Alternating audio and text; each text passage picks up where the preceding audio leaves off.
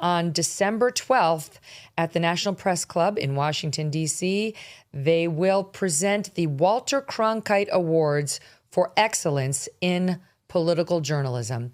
And not only are none of us Times Person of the Year, but none of us are getting a Walter Cronkite Award for Excellence in Political Journalism. And this, too, is bullshit. It's bullshit. Why isn't Susan Crabtree getting one of these awards for all the breaking stuff she did around Butler and since then on the Secret Service and so many inside Washington stories, or just RCP in general, which has a great stable of reporters? Why aren't you getting it instead of, I'm not kidding, Rachel Maddow?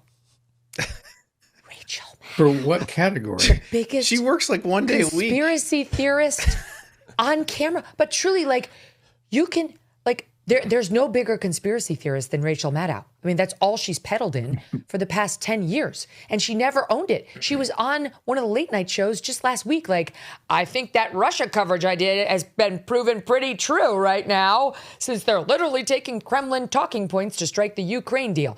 No, it hasn't proven true at all. You're a liar. Nothing you said was true, and you never owned it. She's getting recognition for her excellence in political journalism, Carl. The award will be handed out by the USC Annenberg School for Communications and Journalism, which is a part of the USC in Los Angeles. She's going to get one. And the reason they say these people are getting one is, quote, the message is that these winners, by honoring these winners, is that the press is not the enemy of the people. It's the firewall between the public and disinformation, abuse of power, and corruption. Rachel Maddow and Jon Stewart. Jon Stewart, who's getting the inaugural award in comedic news and commentary. Jon Stewart. Greg Gutfeld has 10 times Jon Stewart's ratings and relevance. He is the only thing relevant when it comes to comedic programming. And Jon Stewart he does not do objective programming on anything. And he doesn't do comedy either. All he does is bashing of right-wing people.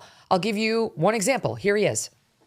I think you are not living in the planet most Americans are, which is why this kind of extremism, this anti-white extremism, is losing popular support. This is what happens when white people don't talk about it, is you have racist dog whistle tropes like this. I did not come on this show to sit here and argue with another white man. That's one of the reasons that we don't even engage with white men at Race to Dinner.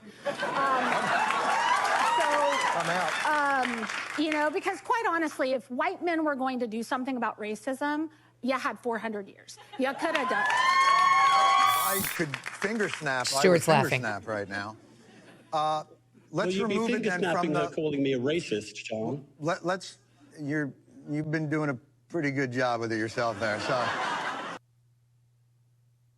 that's Andrew Sullivan. I mean, truly, like, deeply respected, deeply thoughtful, center right, but not far right, openly gay man. Like, F him for the way he and his guests treated Andrew. And that's what get you an award now from the Cronkite Center, guys, from the Walter Cronkite Award for Excellence in Political. This is disgusting. Thoughts?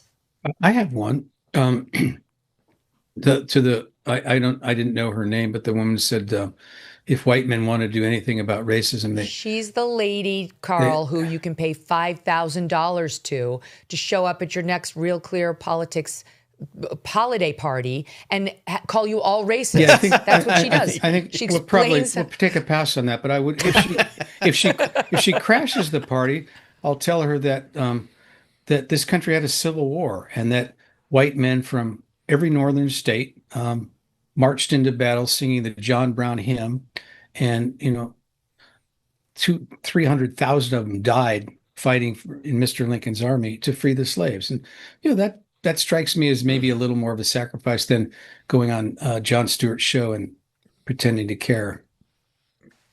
This just in, Carl Cannon is out of the running for next year's Walter Cronkite Awards for Excellence in Political Journalism.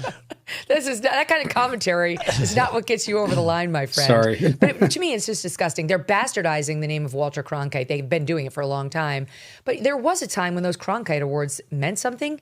And now, like the third person who's getting one, there's actually a couple more, but Scott Pelley. Scott Pelley, guys. That's absurd.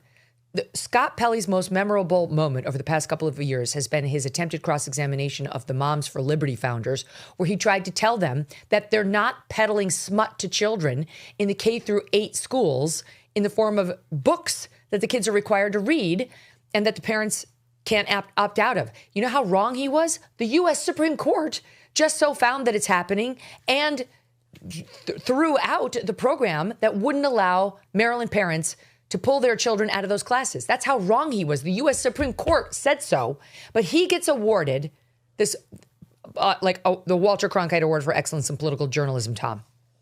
Well, I mean, these things have become just a caricature and a parody of themselves, right? And, I heard your clip, you were talking about the Golden Globes and how when you worked at Fox, like Roger Ailes, wouldn't even let you guys apply for any award because they were all never. Right. They were all from leftists, for leftists, and that's exactly what this is.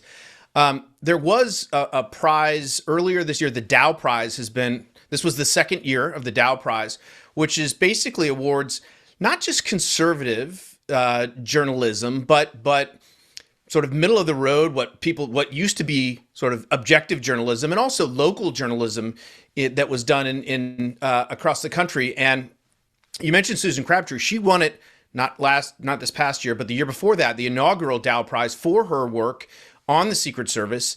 And this year, the Federalist, the whole team won it for their coverage of the sort of Russia collusion thing. That was well deserved. Yeah. Too. So unfortunately, like the I was going to say the right, and to a certain extent it is the right, but it's not like the hard right. It's more like the center right. Had to sort of stand up their own infrastructure to see their work recognized, because it was never getting recognized by the usual suspects. They've been doing this, patting each other on the back, giving each other Pulitzers for the Russia coverage and the COVID coverage and all this stuff. Amazing. I mean, it's become a joke, and I think most people recognize it as such, except for the Rachel Maddows and Jon Stewarts of the world, who are like, "Oh, this is such a prestigious honor. I can't, how lucky I am." I know, exactly, and it's like, give me a break. I mean, most people are Andy, over it. The Scott Pelley Award is based on his May 2025 reporting on the law firms versus Trump story. That was a big story when Trump was saying the federal government is not going to do business with certain law firms, like the ones who are hiring my chief antagonists and the ones who have spent the past 5 years suing me.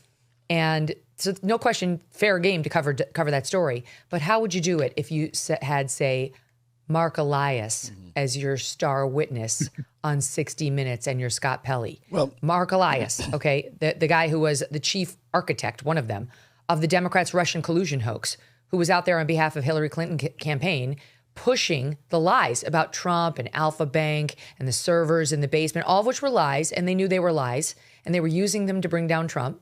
We know all of this from the classified materials that have been released over the past 6 months. And you have Mark Elias sitting there and you're Scott Pelley. You might raise it. You might at least raise it when you talk about why Trump hates his firm and why he's getting so unfairly targeted by the evil Trump.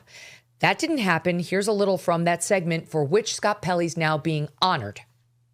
It was nearly impossible to get anyone on camera for this story because of the fear now running through our system of justice. Many firms and attorneys have been targeted, among them Mark Elias, a longtime opponent of Trump, who is the only lawyer the president has named who was willing to appear on 60 Minutes. Elias and others are warning that Trump's assault on the legal profession threatens the rule of law itself. Elias says that for him, it began with the president's personal grudge. Donald Trump hates me because I fight hard and I fight for free and fair elections. I insist on fighting for democracy in court, fighting for voting rights in court, and insist on telling the truth about what the outcome of the 2020 election was. Oh, my God. Well, Andy. Well, we'll see. I'd like to know a year from now, after Bari Weiss has had some impact at CBS, how many awards 60 Minutes will win like this. That will be one question. Hopefully everyone's fired. But my other thing is that, Rachel Maddow, I congratulate her, but there probably will be more people in that room watching her get the award than there are people watching her on MS Now. So there's some compensation there for her, I think. This is just a disgrace. I'm sorry. I don't think anybody cares about the awards, but like, go ahead. I'm sorry. I was just going to say, people don't know what a sort of, or maybe they should be told what a sort of nefarious character Mark Elias is too, and to let him sort of have sort of free reign to spin his yarn about how he's a real defender of democracy. I mean, this guy is one of the most odious characters. Wait a minute. Let's not use words like nefarious and odious. He's a Democratic Party operative. He's operative. Odious. That's my girl. Look, that's a subjective. Megyn, you see what I have to deal with every single day? That's a subjective. Good gracious! This must be very hard. But those are subjective feelings that you have. But the objective truth is that this guy is a paid operative for the Democratic National Committee, and he's made millions of dollars attacking Republicans, not voting for voting rights, but for voting procedures that help Democrats. And we don't have to demonize him to point out that it's bad journalism to present him as a neutral arbiter. He's a player. Yes. Why would Trump want to do business with his law firm? Why? That's the point. No, it's true. That's the point. But unfortunately, instead of being like excluded from any sort of an award for that ridiculous sin of journalistic coverage, Scott Pelley now gets honored for the very report itself, and this will be him at the awards with his glasses down at the end of his nose. I was right all along. I'm better than you, and we all know that because I host 60 Minutes. And if Bari is the woman I think and believe her to be, she will fire his ass before we are halfway through 2026. That's my prediction. He's fucking out of there. Look forward to that news. Ever read the label on a typical bag of chips? It's often a science experiment of seed oils, MSG, artificial dyes, and mystery ingredients. Masa is part of the growing movement to bring back real food. Masa chips contain just 3 ingredients: organic corn, sea salt, and 100% grass-fed beef tallow. Not only do these chips avoid the bad stuff, they also taste delicious too. Snacking on Masa chips is nothing like eating regular chips. With Masa, you feel satisfied, light, and energetic with no crash and no bloat. And if you love Masa, then you will love Vandy Crisps. Vandy, which is Masa's sister company, makes the most delicious 3-ingredient potato chips too. Ready to give Masa or Vandy a try? Use code MK for 25% off your first order at masachips.com or vandycrisps.com, or simply click the link in the video description or scan the QR code to claim this delicious offer. Don't feel like ordering online?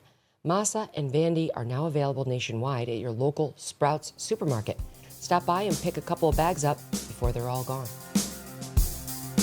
Thanks so much for watching. If you like what you just saw, hit the subscribe button for more clips and full episodes.